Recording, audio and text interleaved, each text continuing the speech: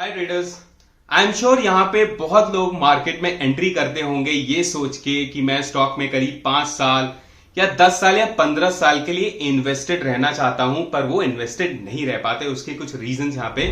जानने की कोशिश करेंगे। जो पहला रीजन निकल के आता है कि जो स्टॉक को वो बाय करते हैं लंबे समय के लिए, उस स्टॉक में उनके पास होल्ड करने का कन्विक्शन नहीं रहता है, या फिर उन्हें पता नहीं होता है कि उस स्टॉक में उन्होंने एंट्री क्यों बनाई है, क्या पर्पस है उस स्टॉक को बाय करने का, जिसके चलते वो यहां पे जल्दी एग्जिट कर देते हैं। जो दूसरा रीजन निकल के आता है कि जिस कंपनी को उन्होंने खरीदा है, हो सकता है कि किसी के बोलने पे खरीदा है या कोई पेनी स्टॉक खरीदा है जहां पे वो सोच रहे हैं कि ये मल्टी बैगर रिटर्न जनरेट कर सकेंगे।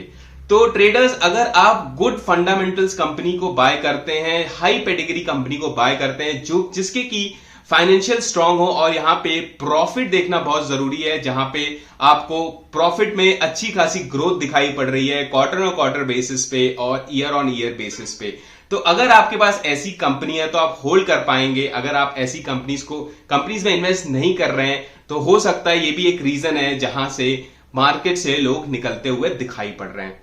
तीसरा रीजन है, जो कि मैं बहुत कॉमन रीजन समझता हूं, कि अगर आपने ऑलरेडी पहले डिसाइड कर लिया कि आपको 5 साल या 10 साल या 15 साल का आपका अगर टारगेट है, आपको 5 साल या 10 साल के बाद बेचना है, तो आप उसका प्राइस डेली क्यों मॉनिटर करते हैं? अगर आप डेली मॉनिटर करेंगे किसी भी स्टॉक के प्राइस को, तो यहां पे आप पैनिक सिचुएशन में आते हुए दिखाई पड़ेंगे, क्योंकि मार्केट का जो नेचर है, आपको मार्केट का नेचर समझना पड़ेगा। मार्केट का नेचर ही यही है कि वो अप एंड डाउन डेली ऊपर नीचे होता रहेगा। ये चीज जो कि मार्केट में इनहेरेंट है, इसको आप निकाल नहीं सकते। अगर आप वॉलेटिलिटी को झेल सकते हैं तो आप डेफिनेटली लंबे समय तक के लिए भी बने रह सकते हैं। तो ये भी एक रीजन हो सकता है, जो कि अपने प्राइस को डेली मॉनिटर करते हैं या फिर अपने पोर्टफोलियो को डेली मॉनिटर करते हैं, और वहां पे अगर उनके बाय प्राइस से स्टॉक का प्राइस अगर 5 या 10% नीचे जाता हुआ दिखाई पड़ता है, तो वो पैनिक में यहां पे सेल करते हुए देखने को मिलते हैं।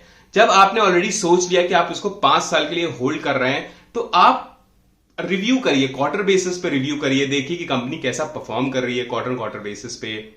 आप 6 मंथ्स के बाद देखिए कि मतलब कंपनी के प्रॉफिट्स ग्रो कर रहे हैं कि नहीं, जो कि बहुत इंपॉर्टेंट होता है। अगर कंपनी के प्रॉफिट ग्रो कर रहे हैं तो शेयर प्राइस में वो आज नहीं तो कल आपको रिफ्लेक्ट होता हुआ दिखाई पड़ेगा। तो अगर ये सारी इन तीनों चीजों में से अगर आप कोई भी चीज करते हैं, तो डेफिनेटली आप लंबे समय के लिए